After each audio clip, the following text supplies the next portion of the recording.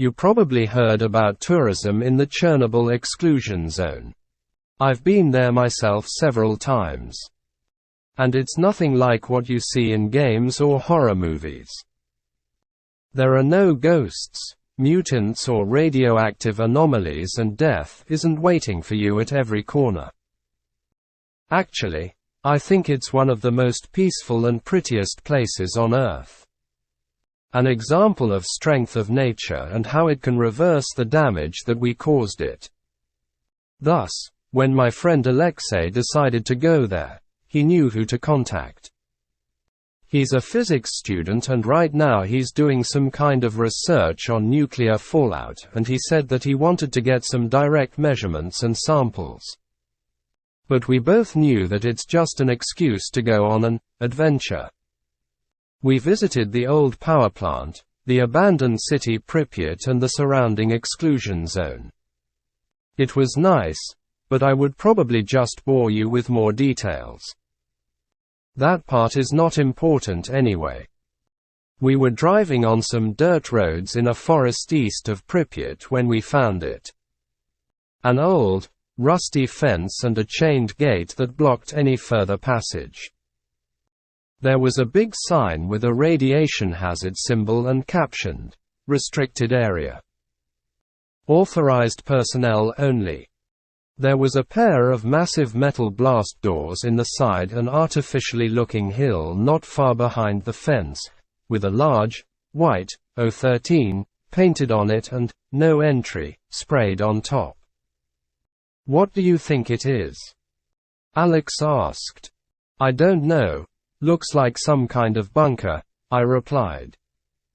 "And it looks like it has been closed for some time," I added after taking a closer look at the doors.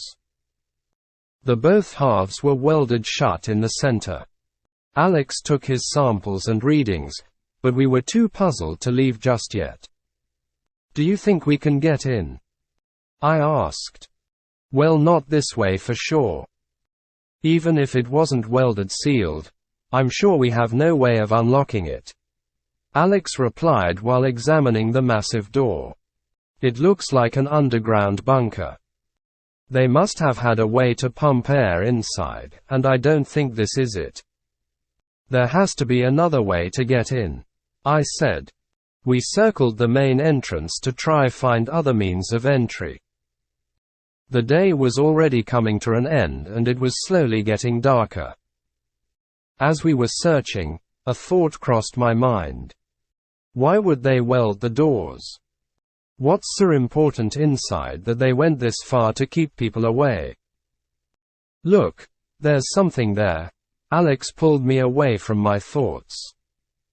It was a concrete block a couple of meters large with what looked like vents on the sides. As I looked into the vents, I noticed that they were also sealed with heavy-looking steel hatches and no clear way to open them.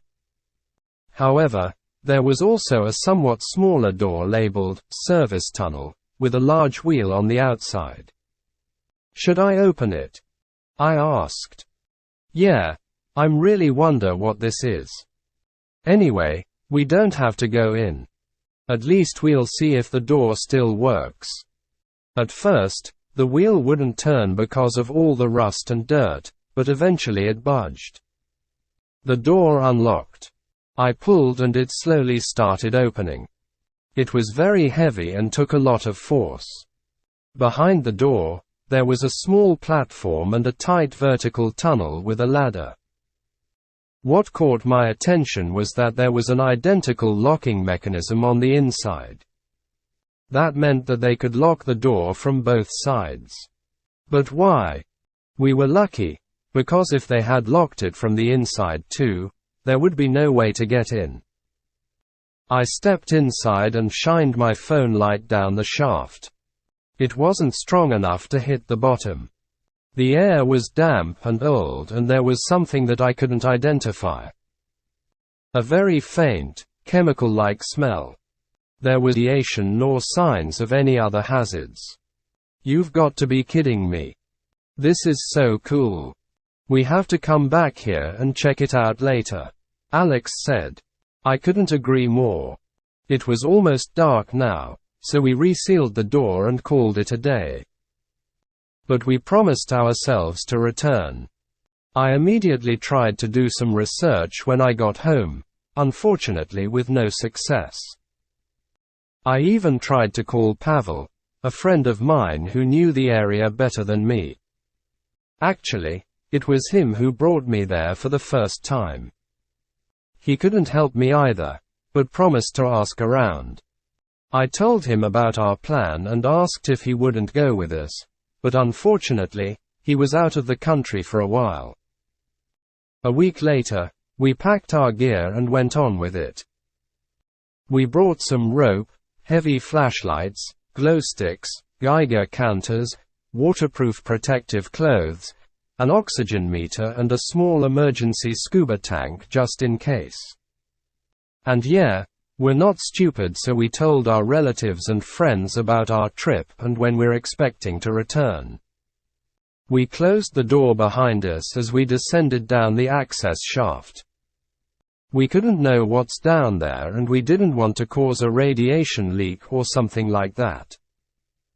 We eventually dropped down into a concrete tunnel which enclosed the air vents and some smaller pipes. There was obviously no power and thus no lights. Good thing we brought our own.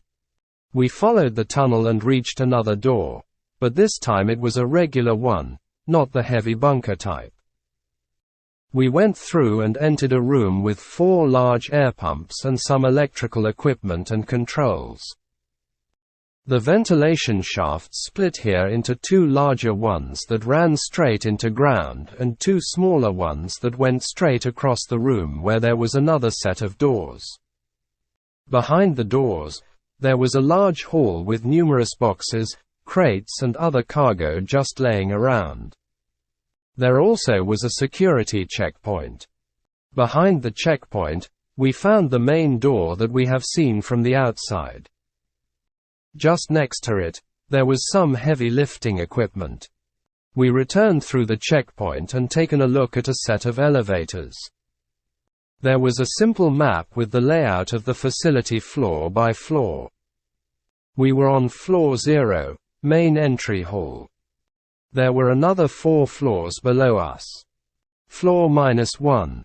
Offices, security and recreation. Floor -2. Secure laboratories. Floor -3. Accelerator, cleanroom decontamination chamber. Floor -4. Experiment site. The map was titled, OBJECT-13. It wasn't a military bunker. This was a research site.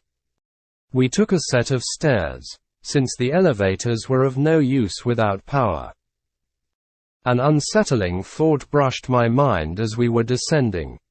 They probably were moving some supplies, and then left them there and took the equipment to the main door. Were they trying to get out? I stepped on another stair step, but something rolled away under my foot, lost my balance and fell on my back. My pack luckily absorbed the impact.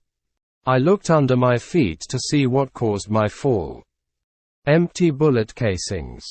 This wasn't the sole reason why I felt odd about this place. As soon as we got down to level -1, I noticed that every single door was open. Every single one. There was a canteen and a kitchen right at the beginning of a long rectangular corridor. Various offices surrounded the corridor. There was the regular stuff, paperwork, old computers, personal belongings, all right there where they left it. Did they leave in a hurry? Dmitri. Alex called from the canteen on the opposite side of the corridor. What? Was all I could say when I followed him to the canteen. There was food still neatly served on the tables. But it wasn't spoiled.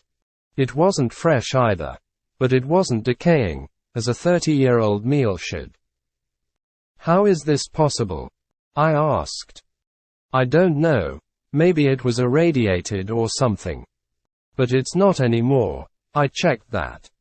"I really don't know, man," he answered, as puzzled as I was. "Oh, why didn't we just turn back and leave?" Now that I'm writing this, there were so many red flags already. Something really wrong happened down there. But I guess we were too excited and curious. But it was at this point that my excitement started to fade and be replaced with an eerie feeling. Nevertheless, we continued and descended down to level -2. The stairwell ended here, and to go deeper, we would have to cross the entire floor to reach another one on the opposite side. There was a security checkpoint and a large blast door that we had to pass through to reach the labs. Again, every door was wide open. However, the things that people left here weren't neatly placed where they should have been. It was a mess everywhere.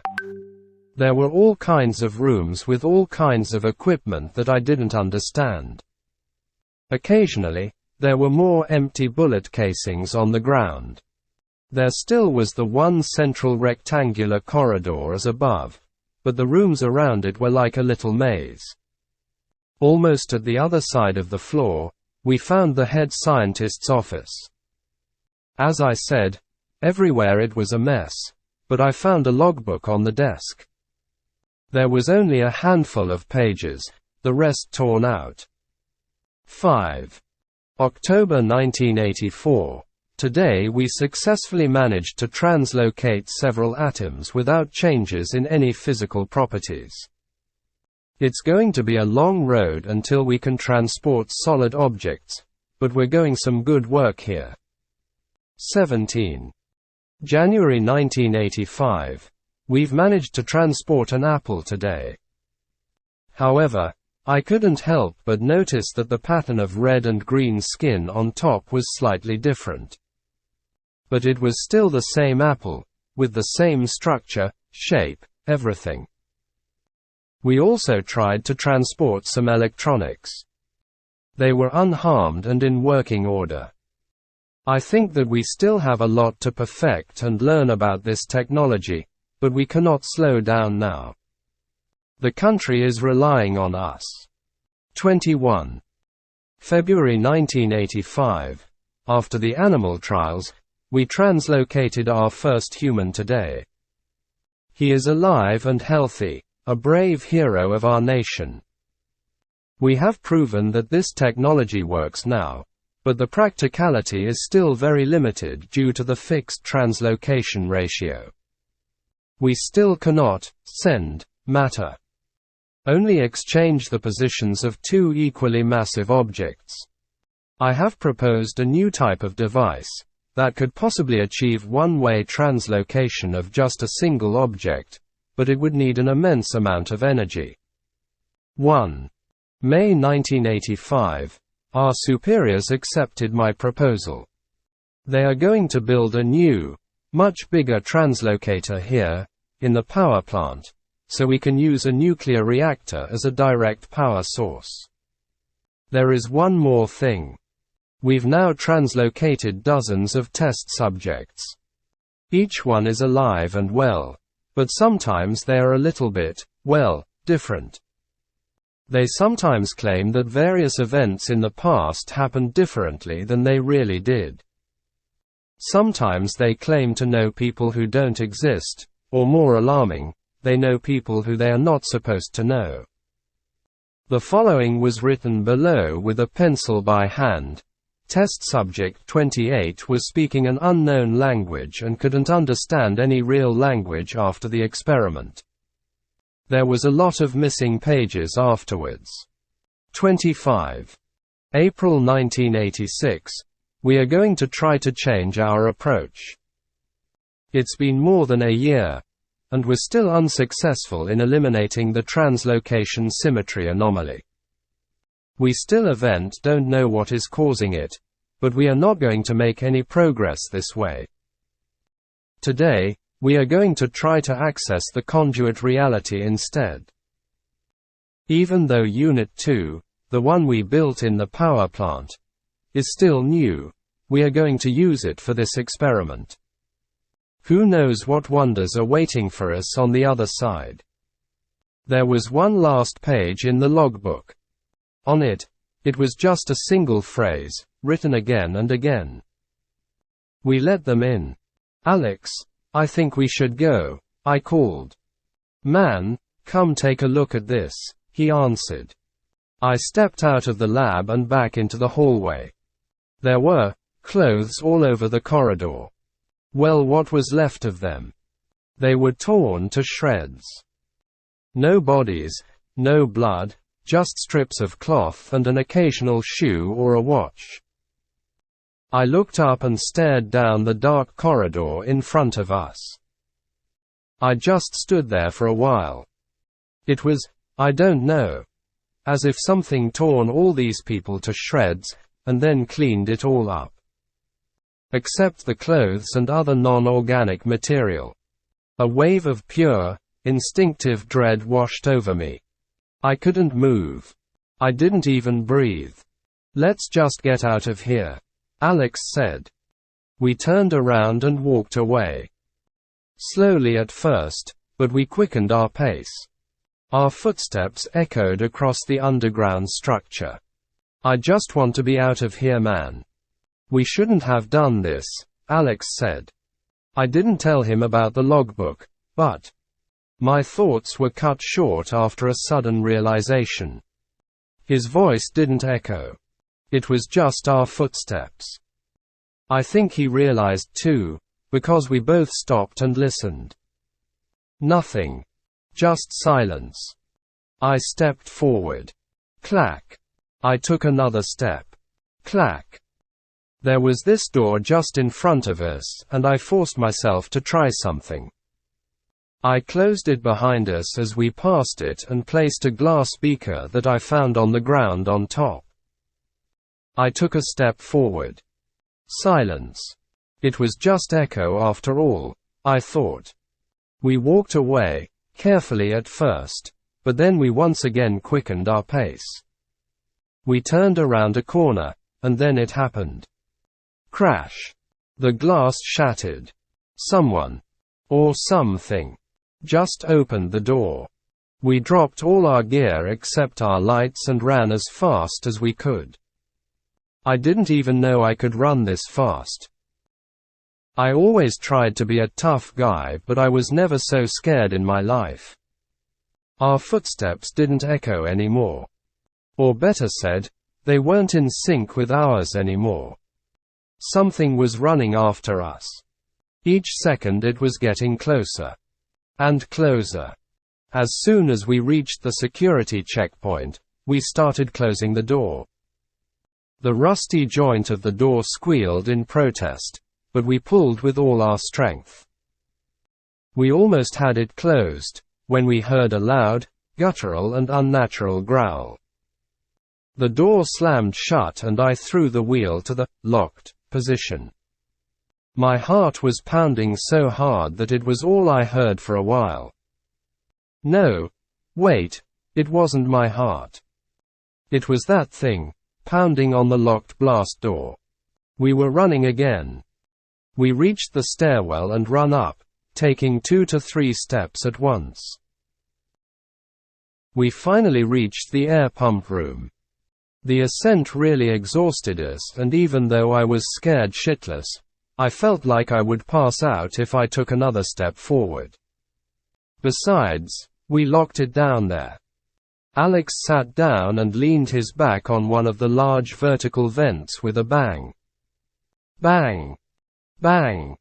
Bang. Oh fuck. We locked it down there. But we forgot the vents. Alex and I looked at each other, our eyes met, and then, the vent burst and he was gone. I only heard him scream as he was dragged back down. I feel terrible for doing this, but I just ran. I climbed the service shaft and locked the service door shut when I was finally out of this hell. As soon as I had phone service again, my phone started beeping with loads and loads of missed calls and messages from Pavel. "Hey Dmitri, I found this guy. He says he knows what 013 is. Please pick up as soon as you can. He says it's dangerous and you should stay out of it. This guy is calling me now. He sounds serious. Please call me back at once. I don't know what's going on, but he's going there. Please, I hope you get this before you go down. Stay safe, friend. There was also one message from an unknown number. Dmitry, this is Anatoly Moroz. I know what you found and I'm on my way from Kiev now. Do not go down there. If you already did and you managed to get out, lock the door that you used to get in and make sure it stays locked. I will try to call you when I'm here. So here I am, writing this while I wait. I do this to make sure that no one else repeats our mistake, since I don't know if I'll live long to tell anyone personally. I just can't leave Alex behind. I have to go back. Fucking college kids. What does the sign at the fence say? No entry. What does this here say? He pointed at the text sprayed across the main door. No fucking entry. You think we just put these up because we don't have anything better to do, like you? You really have nothing else to do but to snoop around things you have no business in. He sighed. Now look what happened, look what you did. What your awesome idea brought you. Moroz yelled me after I finished explaining what happened. First thing he did when he arrived was to check the service tunnel and make sure it is closed. He didn't even talk to me, he just ran there and made sure it is sealed and locked. He was an average-looking guy, probably in his mid-50s, but I think people would say that he looked older than he really was. What is this place? I asked. You have no idea, he said, stood up and walked to his car. What are you doing? I'm going to save your friend. And you're coming with me. You will do everything exactly as I say and nothing else. Stay quiet. Try not to exhaust yourself. The air is not circulating and you'll burn all the oxygen and suffocate. You will stay tethered to me by this line. He lifted what looked like a small retractable winch. When I turn off my light, you will do the same immediately and you won't move. He continued and pulled out a shotgun from the car's trunk. Are these going to help? I asked. To an extent. But don't use it unless I tell you to, he said and handed me a pistol. Last thing. Do you know how ozone smells? He asked and I nodded. Good. If you smell ozone, run. I started considering whether this was a good idea when he chained and locked the door from the inside with a massive padlock. This is the only way we can keep them from getting out, he said when he noticed me watching him. Hell, of course this was a bad idea. Worst one I've ever had. So let me rephrase, I was contemplating whether I would ever see that padlock open ever again. Am I not going to get a key? I asked, watching him close it with a loud click. Sorry, I have just one. But don't worry, I'm right here, he said, sliding his hand across the line that we were connected through. The tether reeled back and forth between us as we walked through the service tunnel. It gave me some sense of security. I could be sure not to get lost and separated from the only other person nearby. It created a sort of a weird rhythm with the diesel fuel that sloshed around in the large canisters we carried. Our first stop would be the generator room on the other side of the main entry hall. The generator rattled and hummed as it slowly started spinning up. Did you see it? Moroz asked. What? We have some time for talking until it turns on. Did you get a look at what took your friend, when it happened? No, I answered. What is this place? I asked again. He stared into the air, sighed and explained, it was originally a military stockpile in the 50s. In late 70s it was then repurposed into a research site. Anything that was too crazy for public to know about it, they've done it here. And it was some fucked up stuff sometimes. Then, they had this project about teleportation. They even rebuilt half of the facility to house it. And that's when it all went to shit. How do you know all this? I asked. I used to work here, he said. So, what are these things? I asked. They are, he started but then brushed off. I don't know. I was just an assistant. Is there someone who knows? Not anymore. Everyone who knew, well, let's say they never left this place. And how did you get out? The engine clutch engaged with a click and the generator finally came to life. I didn't. I took a sick day when it happened. The lights turned on for a brief moment and then shut down again as a circuit breaker popped. That's okay. We can't spare the power for the lights. We'll need it someplace else. You'll see, Moroz said. Whatever happened here, whatever killed all the people down here, and God knows how it was all connected with the Chernobyl disaster, he wasn't here. He took a sick day. He took a fucking sick day. Come on kid, let's go. We were at the lab security checkpoint that me and Alex closed earlier during our escape. Remember, stay as quiet as you can now, Moroz told me, and we slowly opened the blast door. To our surprise, light blinded us immediately, something shining right at us. I took a step back while my eyes adjusted to the light, and then I finally saw the source of the light. Alexei's flashlight. I went to pick it up, but Moroz quickly stopped me with his arm and pointed into the blackness of the corridor in front of us. For a moment we stood there, silent, and then I heard something in the distance. Moroz immediately turned off his headlamp and gestured to me to do the same while he went to crouch in the corner. I followed and turned off my light too, but we were still lit up. Alex's light was still on, illuminating the room. Moroz quietly cursed, quickly went to grab the flashlight, and then it was dark. Completely pitch black dark. People say that when you're under stress, and you lose one of your senses, the other ones heighten to compensate. It's true.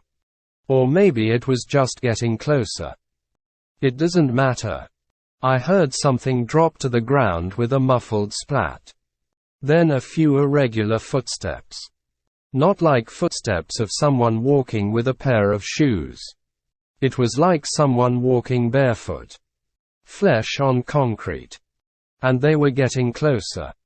I instinctively grabbed the gun Moroz gave me, hoping I wouldn't need to use it. It was now so close that I could hear a slow, raspy breathing. I think I even felt a cold breeze on my face. Inhale, and exhale. In and out. I don't want to think about how close it was.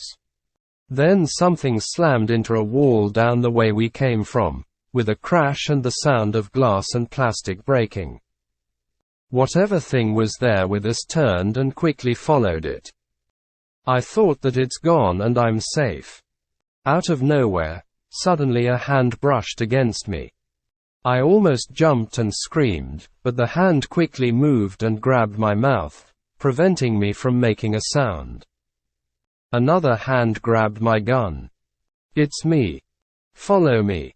Slowly, a voice whispered into my ear. We entered a room on the side and I heard a door close silently. We waited for a while and then we turned our lights back on. Fuck. Don't ever do that again, I told him. But he wasn't listening. He was looking at droplets of a thick, black fluid on the floor at the other side of the room. What is that? I asked. Blood. At least it was, once. Moroz answered and followed the trail. We traced it across a few rooms until we stopped in a large chemical lab. There was something on the ground, in a puddle of the black liquid. It was Alex's knife. There was some red liquid too. I could tell what it was without a doubt. Fresh blood. A trail of a few droplets went in the opposite direction than the black liquid. "Look. He must have gotten away," I whispered. "I doubt that. If we want to find him, we have to go to level -4. He just glanced at the knife and then acted like he didn't see anything. "Look. This is his knife. They must have fought here, and he went that way." I pointed in the direction where the blood trail went. "He must be hurt. That's one more reason for us to not waste time. Let's go." He stepped off back into the central corridor. I wanted to stay and search for Alex, but the tether that connected us wouldn't allow that, so I obliged and followed. Initially, "Moroz, please tell me what is going on. How do you know he's not here?" "Because I know." "Just shut up. We don't have time to argue." We weren't whispering anymore. "I'm not going anywhere until you tell me why you are so sure," I insisted. "Because he's dead." "What?" "But you said." "Come on, let's go. This is not a place where we want to stay. We have to get down to level -4. Moroz cut me off. "No." I trusted him at first, because he was the only one who could help me and help Alex. That was the only thing I focused my mind on, saving Alex. Only now I was realizing what I had gotten into, how blind and how stupid I was. He wasn't just an assistant as he claimed, and we weren't here to save Alex. I started unbuckling my end of the tether. "What the fuck are you doing?" Exclamation mark. He asked, raising his voice. "I'm going out. Give me the key to the padlock," I demanded. "No. I can't do that," he said, with agitation in his voice. I had no choice. I raised my gun at him. "Give me the key," I demanded again. "You really think I would give you a working gun?" "You're not going anywhere," he said and pointed his shotgun at me. I pulled the trigger, but there was only a click. "Fuck. Why are we here?" Exclamation mark. "Why didn't you call your friends, your superiors or whatever to take care of this, but you have to hold me at gunpoint? Let's say we don't share the same goals anymore. But have no doubt, they are coming here, but not with guns. With concrete. They are going to seal this place up for good. And we have to be quick if we want to be out by the time that happens. Why can't you just please let me leave now?" I asked, my voice shaking. "Because it's a two-man job," he said and looked me in the eyes. "There are things much more important than you, me, or your friend." I couldn't deny that. Maybe he was right, but I couldn't do this. And I didn't understand anything. "Who are you?" Exclamation mark. I asked him, returning his gaze. But then I looked away. Something caught my attention. Movement behind Moroz. It was a creature, crawling across the ceiling towards us. Its body vaguely looked like a human, but its skin was pale, and stretched tight over its thin bones. Its veins were visible through the skin, filled with the same black fluid we found earlier. It had no hair and only holes where its nose and ears used to be. Its eyes were bloodshot, locked in a blank stare. We escaped it before, but our argument brought it back. It was too late to run now. Moroz noticed my stare, but he wasn't fast enough. The creature lunged at him. At the same time he turned around and fired a shot, but missed and the thing knocked him to the ground. That shot was deafening in such a tight space. I heard only ringing in my ears. My eyes were slightly blinded by the muzzle flash. In the confusion, I turned to run, but I forgot that I was still tethered to Moroz. After the line was completely reeled out, it jammed, stopping me right in my track and sending me falling to the ground. I looked back and saw that the creature was now looking at me. Moroz was lying there on the ground. I must have pulled it off him by yanking on the tether, and now it would come to make sure it won't happen again. I finally managed to disconnect the tether and threw the useless pistol at the creature, hitting its head. It briefly stumbled and I ran to the only place that quickly came to my mind. I barricaded myself in a storage room adjacent to the large chem lab, blocked the door with a shelf. The creature spent a minute trying to get in, but then gave up and left, presumably to finish off Moroz. And I stayed there, just sitting in the corner, too scared to do anything. I don't know how much time had passed, but it was starting to get hard to breathe. For a time, I thought I would just stay there, and end it all, peacefully, instead of a violent death that was likely waiting for me at the other side of the door. But then, I heard a voice call my name. Alex's voice. "Alex. Is that you?" I called back. "Oh, thank God. I thought I would die here. You came back," he answered. I went to open the door, but then changed my mind. "How did you find me?" I asked. "I was hiding too, but then I heard gunshots, and I came here to look." "Dmitri, please come out, we have to get out of here." I sat down again. Maybe it was really him. But what if it wasn't? I didn't want to find out. "No. He said you were dead." "I saw blood too." "No, it isn't you. It can't be." "What?" "I don't. What are you talking about, Dmitri? One of those things got me pretty good, but I'm alive." "Dmitri, just please come out and let's get out of here," he pleaded. I have decided. I wouldn't open the door. But then I changed my mind once again, after what he said. "Dmitri, do you remember the cherry tree? I knew you would come back. We used to play at this huge cherry tree when we were kids. We used to climb it all the time, but one day, I had this idea to make a bet. Whoever gets the highest, wins. I got almost to the top, but then I realized how bad an idea this was. The branches under me were too thin, and I knew they could break under my weight anytime. But Alex didn't want to lose. He tried to climb even higher than me. And then the twig he was standing on broke and he fell. Luckily, he landed in a pile of fallen leaves and only broke his leg.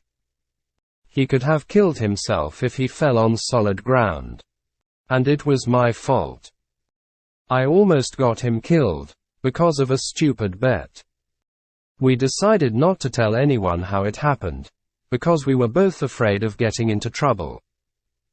But I felt guilty for it for the rest of my life. There was no way how he could know about the cherry tree if it wasn't him. I opened the door and there he was.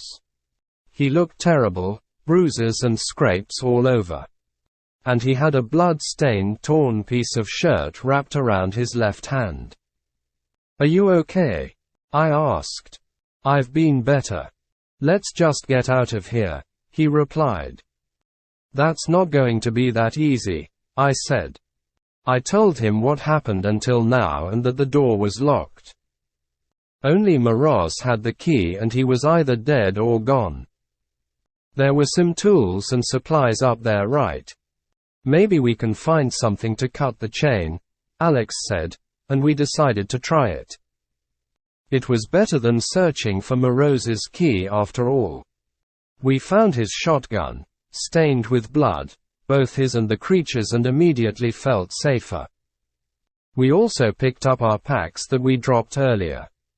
Luckily, all of our gear was still there. We carefully walked back to the main hall, but I felt that something was watching us all along. We saw some few old saws and files next to the main door. We grabbed all we could, but we weren't alone. The inhabitants finally decided to make their move. One of the thin creatures crawled out of the stairwell. I aimed, and fired. It fell down from the ceiling, twitching like a dying insect. But it didn't matter, because it wasn't alone. Another one crawled out. Then another. And another. We ran to the air pump room and blocked the door by jamming a large saw between the handles. We worked quick, because we knew that it was only a matter of time until they got through. Or come through the vents. Alex couldn't operate the shotgun with his hurt hand, so he offered to do the cutting while I stood guard, ready to kill anything that would come out of the vents. It was working, but it was too slow. Way too slow. Alex barely got through a few millimeters when I thought that the door would break already. They were pounding on it, slamming into it, and I saw it rattle in its hinges. I thought that they would get through any moment now, and then they stopped. I heard them run away. I coughed when a sharp odor hit my nose. "Fuck. What is that?" Alex asked. "Ozone," I answered. "Oh no, no, no," I said anxiously. I immediately realized that the odor was very similar to what we noticed when we entered the bunker for the first time. Only much, much stronger. My Geiger counter started clicking too. "What's going on?" asked Alex. "That guy, Moroz, he told me about this. He told me to run," I said. Just as he finished, the door shook in an enormous slam, sending dust flying in the air and slightly bending oowards. There was nowhere to run. We had a heavy steel door on one side, and God knows what on the other. I had no idea how we could survive. Luckily, Alex had. "Do you still have the rope?" he asked. Without hesitation, we tied it around one of the pumps. It wasn't easy at first, working with the rope with my hands shaking violently. But then another loud slam echoed through the room. One of the bolts that held the door was launched across the room. I felt a wave of cold run down my spine, and suddenly, I had just this one purpose: to tie the knot. Everything else just shut down in my head. I was done, and we dropped it down the broken vent that Alex got dragged into before. We stepped inside and started sliding down the rope. I then heard another slam, and then what I think was the door hitting the ground. It was through. I slid faster, but the rope was starting to burn my hand. I lost the grip and fell down a few meters, landing on top of another vent. It broke, and I fell through inside another corridor. Alex then landed on top of me. It took us a few moments to get back to our feet. I looked around and saw an orange door titled, Decontamination. We were on level 3. There was no handle, only a button on the wall next to it. I pressed it and the door opened after a few seconds. We entered a small room with a control panel. Using it, I closed the door behind us. Several jets then blasted us with air, a green light popped up, and then, another door in front of us opened, inviting us deeper into the facility. I noticed that the control panel was stained with a smudge of fresh blood. Was Moroz still alive and went through here? We couldn't go back. Our only option was to see how deep the rabbit hole goes. It was supposed to be a clean room, but the place was wrecked even more than the upper levels. After some walking and searching, we found a room that looked like a makeshift infirmary. A few dozens of beds separated with plastic curtains, some medical equipment. Some beds still had information clipboards attached. Patient 2. Quarantine. Survey Team C. Patient in coma. Observation only. Do not interfere. Deceased, 7/28, unknown. Patient 6. Quarantine. Survey Team C. Patient in coma. Observation only. Do not interfere. Deceased, 7/52, unknown. Patient 19. Quarantine. On-site operative assistant, first contact with Survey Team C. Massive blunt force trauma, chest, suspected internal damage, cranial concussion, suspected damage to cervical spine, dislocated L shoulder fracture, L humerus, multiple lacerations, chest. Deceased, 404, internal hemorrhage. Patient 7. Quarantine. Survey Team C. Patient is psychotic and unresponsive. Mild to moderate frostbite. Observation only. Do not interfere. Termination order. Signed, A. Moroz. There were some body bags on the other side of the room. Empty. We searched the area and eventually ended up in the lower levels of the facility. There was this rotten smell all around. We entered a room, and, well, there was this substance everywhere. On the walls, floor, ceiling, everywhere. It was like flesh, with tendrils or veins running across it, like from a Dead Space game. Then we found bodies attached to it. Dozens. Shriveled up like dead insects in a spider web. I think we should go back, Alex said, anxiously. We turned around and went back, but then I heard some debris shift in the distance in the corridor we came from. Soon enough, one of these things crawled into the light emitted by my flashlight. It stood there for a while, staring at us with its blank eyes. And then it leaped forward. Then it fell to the ground, dead, and an empty shotgun shell did too soon after. I heard more of them making their way towards us in the distance, so we ran deeper into the facility. I shot a few more on the way, but then ran out of ammo. We eventually found a long, dark tunnel flooded with water. The things were almost on us. I could see them crawl along the walls behind us. We entered the tunnel. The water slowed us down considerably, and I awaited the worst, but then I noticed that we weren't followed. They wouldn't go inside the tunnel. We walked for I don't know, an hour. 2. The water was ice cold. Luckily it was only about knee deep, so it wasn't too terrible. I already said that Alex didn't look well since I found him, but as we walked through, he seemed to be getting worse. He complained that his head hurt and he felt dizzy. His skin got pale and he looked very weak. After some time, I had to support him and later, he completely collapsed and fell unconscious.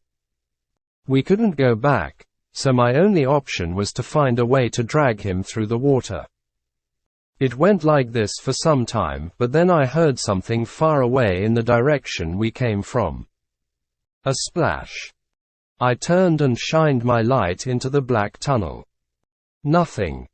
I went to continue walking, but then I heard it again. Hello. I called, hoping to hear an answer. Maybe Moroz was here. Or did the creatures follow us after all? Nothing. I quickened my pace, but it wasn't easy dragging another person and moving through knee-deep water. The sounds continued. They weren't getting closer or farther, they were just there. Then I reached the end. The tunnel was closed off with another massive steel door and no visible way to open it. It was a dead end. I stopped moving and listened. Those sounds, it wasn't just a splash. It was more like, as if someone or something was wading through the water. I panicked and started banging on the door, calling for help. I had nowhere to go. The sounds were now getting closer. I saw waves in the water. It was now very close. I slowly turned again, and looked into the tunnel. I saw nothing and heard nothing. Just silence and darkness. And then the familiar scent hit my nose. Ozone.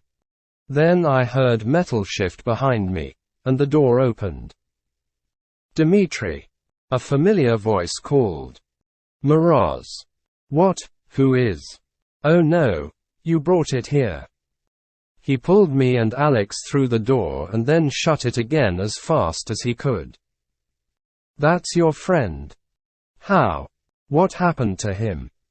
He asked as he looked at still unconscious Alex. I don't know. Are you okay? I asked back. He had a large gash across his face and his right eye. Well, no thanks to you, he responded. He noticed the makeshift bandage on Alex's arm and unwrapped it. What he had on his arm wasn't just a regular wound. It was a bite mark. That, Moroz said and pointed at it. Stand back. He stood up and drawn his pistol. No, wait. At least tell me what's going on. He's going to be dead in a few minutes. This will make it easier. For him too, but mostly for us. What? Please. Is there really nothing else we can do? I pleaded. He looked at me, looked at Alex and then stood there, thinking for a moment. I was immediately relieved when he holstered his gun again. Okay. This might help him, he said, and dug up a case with a syringe from his backpack. It looked used recently and was only about half full with a clear liquid. He injected Alex with the rest of it. It won't matter anyway, he said. What do you mean? Follow me. Take him too if you want, I'm not carrying him. I guess you've probably already figured out that this all had something to do with the disaster 30 years ago. He explained as we moved through the facility. The first machine we used for the teleportation experiments, it wasn't powerful or reliable enough. We figured out that this whole thing wasn't as simple as it seemed. We weren't just teleporting one thing to a different place. We were transferring them between multiple parallel realities. But it was limited. We could only exchange two objects with equal mass between two identical places in two different realities. So, they built a new machine here, and used a nuclear reactor to power it, hoping that we could possibly move anything to any place between two given realities. We started exploring whole new universes, saw worlds where the Germans won World War II, worlds where we all destroyed each other, even worlds where life never evolved on Earth. But then, someone had this idea. If there are these parallel universes, what is between them? There was only one way to know. And that's when it went wrong, as I said. We should have been happy with what we had. But we always want more, right? We tried to access this conduit reality, as they called it. But when they activated the machine, it stayed open. Something happened, and a portal was created, independent from our machine. It was sustaining itself. So, we sent a survey team in there. They came back after a few minutes, reporting all sorts of strange things. About how a strange feeling filled that place, how space and time themselves felt odd, even how some of them claimed to have seen themselves at different places at once. They wouldn't go back, even if threatened with all sorts of penalties. We sent a second survey team later. This one didn't come back at all. So we sent a third team to find them. They came back, but something wasn't right with them when they returned. Their minds were like erased. I pictured the blank stares of the creatures we fought on the way. Shortly after they returned, a massive burst of energy flowed out from the portal straight up into the reactor. But that wasn't all. And you know all this because you took a sick day, right? I asked. I was at a different place in the facility when it happened. I'll never forget when they came to me, saying that something came through into our world. What was it? I asked. I don't know. Nobody knows. It wasn't unlike anything we've ever seen. And it killed almost everyone here. Not just killed, it did stuff to people. You've seen. We're here. We entered a control room, filled with computers and various controls and displays. Moroz closed another blast door and sealed us inside the control. We need to close the portal. We have tried it before, but these things wouldn't let us. So where are they now? As soon as I heard that you went inside the facility and came back, I knew something was off. This place used to be full of them. At least one is still here, the smell of ozone. But a few years ago, anyone who went in wouldn't get alive past level -1. But we've got this far, and I don't know why. That's what scares me. Something isn't right. I know that I am asking for a lot, but we need to go inside the portal and use this. He emptied his backpack and took out a crude-looking contraption with all sorts of wires, coils and other bits hanging from it. We need to place one end in the other reality and then return with the second end into ours. If it works, it might cause the portal to collapse. And how do you know that the same thing that happened to the third team won't happen to us too? I asked. That's the thing. I don't. But I'll tell you this. You know how they built that concrete shield over the reactor? They weren't trying to seal the reactor. They were trying to seal this place, to prevent whatever came into our world from getting out. And a few years ago, the thing we feared most happened. The shield started cracking. They were trying to get out. So, they built a new containment building recently, as you know. But for how long will this go on? Sooner or later, something will fail and they will get out. This might be our only chance to end this for good. How the hell did I get into this? I thought. I was just a random guy at the wrong place in the wrong time. But Moroz was talking as if the fate of our world depended on me. But maybe he was right. Whatever set of coincidences has brought us here brought me here. Maybe me and Moroz were the only people who could do what needed to be done. Alright, let's do it, I said. We put on a pair of what looked like modified spacesuits, left everything other than the device in the control room and entered the machine. We were in a dome-shaped chamber full with complicated machinery. In the center, there was a sphere of white light. Above it, a black, hollow shaft going straight up with cracks and debris around the opening. We tethered ourselves to a steel rail and Moroz walked forward, into the sphere and vanished. After some hesitation, I did the same. I found myself in a place that I can't describe. There was no up or down, and I could walk in any direction. It looked empty, yet I could see countless infinitely large shapes with billions of tiny shiny dots on the surface. Here, a voice called. I looked for Moroz, but I couldn't find him. Where are you? I called. Come, he said and grabbed me by the arm, seemingly out of nowhere. I noticed hundreds or thousands of other white spheres in the distance around us. Are those? Yes. Portals from other parallel realities. Are we going to close them all? No. Just ours. The others are not our problem. They will have to find their own way to handle it. We walked towards one distinct shape. As with everything here, I struggle to describe it. It was like a fractal, the same shape repeating over and over and over again. I think this is it, Moroz said, and started doing something with the device. It beeped several times and then started making a high-pitched hum. Oh no, this isn't good, he continued. What's going on? Listen, I need you to take the other end and return.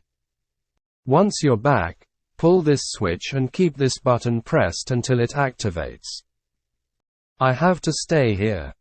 I picked up my end of the machine and watched as a wire started unreeling between the two. What about the key to the door out? I asked. There is no key. What? But you said, that wasn't the plan. This was always the plan. I couldn't risk, he didn't finish. I saw something in the corner of my eye. Movement. Shit. Don't look at it. Go now. Run. Moroz said. And I listened. I ran back, followed the line back into our portal, with my eyes almost closed. I went through, placed the device on the ground, flipped the switch, and the device started producing a similar high-pitched noise. I pushed the button. For a second or two, nothing happened, and then, suddenly the device, or the portal, let out an ear-piercing whine, an intense flash and a wave of heat. And then, it was gone. Severed wires and tether line laid there on the ground, where the portal used to be. In the meantime, Alex woke up. He looked much better, and I told him what happened while he was out. We didn't know what to do now. We thought about going back, and trying to cut the chain on the door outside again, but after what happened last time, we doubted that it could work. We probably wouldn't even get there alive at all. But then, Alex had this idea. What if we can use the machine to teleport out of here? It took us several hours to figure out how the controls worked. It was heavily damaged and the reactor was obviously out of question, but the generators above supplied enough power for a simple translocation, as they described it. All we needed to do is input a target vector. And then, the familiar clicking and smell of ozone came. A powerful slam shook the whole room and left a large dent in the steel door that connected the control room with the rest of the facility. Fuck. Not again. I yelled. I think I got it. They have some vectors written down here. We just need to add some height and we'll get above ground, Alex explained. Make it fast, I said as the door shook in another slam. He did something and the controls lit up with alarms sounding. We ran to the core chamber and closed it behind us, just as we heard the control room door give way. We stood in the center and waited. Sparks and smoke filled the room as the machine did its thing. Please work. I heard another slam and the door to the chamber broke off the wall and fell to the ground. I looked over and then, the time froze. I didn't feel fear, I felt at peace. I felt as if I was just a step away from understanding everything. I wanted to stay here, forever. A flash suddenly blinded me, and then I bumped my head into something. I opened my eyes and breathed in fresh air. We were laying upside down in a crater-like hole in the ground in a forest. We were out. We found our car after a few minutes. We saw several military helicopters fly in the opposite direction as we driven home. Alex checked in a hospital with a made-up story of an animal attack. He was okay in the end. We didn't talk about it again. It was over, and I thought that our world was safe from whatever stayed at the other side of the portal. But when I finally returned home that day, I noticed that something wasn't right. The old cherry tree that we used to play at when we were kids, it wasn't there. There was an apple tree instead. We've managed to transport an apple today. However, I couldn't help but notice that the pattern of red and green skin on top was slightly different. We were transferring them between multiple parallel realities. Portals from other parallel realities. Are we going to close them all? No, just ours. The others are not our problem. They will have to find their own way to handle it. I think I'm not in the reality that I lived in before. I think that when we teleported out, we ended up in a different one. I can't stop thinking about that the portal in this one might still be open. I think we aren't safe.